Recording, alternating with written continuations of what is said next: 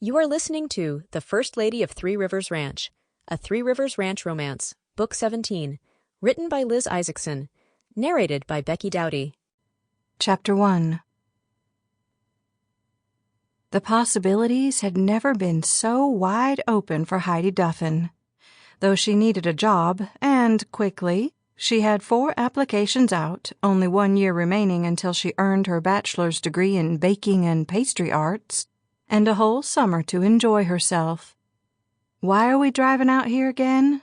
Heidi peered into the nothingness surrounding her as her younger sister aimed their truck east down the middle of the 2-lane highway. "It's the first dance of summer in Three Rivers," Maggie said, "and Chase will be there." Heidi frowned, her mind whirring to try to remember who Chase was. She couldn't. And he's the boy I met a couple of weeks ago in Daddy's store. Maggie glanced at Heidi, her fingers flexing on the steering wheel. The cowboy? Realization lit up Heidi's mind at the same time her frown deepened. Oh yes, the cowboy. You don't have to say it like that. Maggie made her chuckle sound light, but Heidi knew annoyance sat just below the surface. We aren't all big city girls. Maggie lifted her chin and pressed a bit harder on the accelerator. I like cowboys. And apparently driving an hour for a dance. Heidi brushed something invisible from her skirt. He must be something special.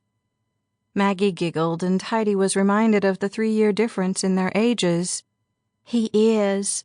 You meet anyone in San Francisco?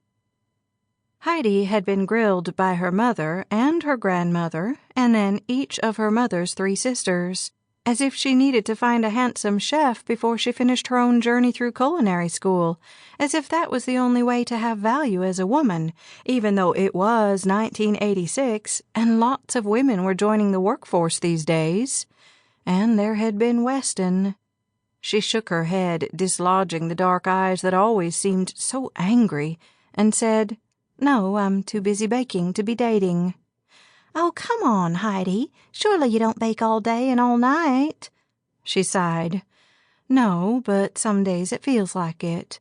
And she wouldn't have it any other way, despite the aching back and sore feet. Heidi was destined to have her own bakery someday, and she would. She absolutely would. She had thought of little else for the past 2 years as she went to school in San Francisco, little else for the 4 years it had taken her to work and save for culinary school, little else since she was 13 years old. Sample complete. Ready to continue?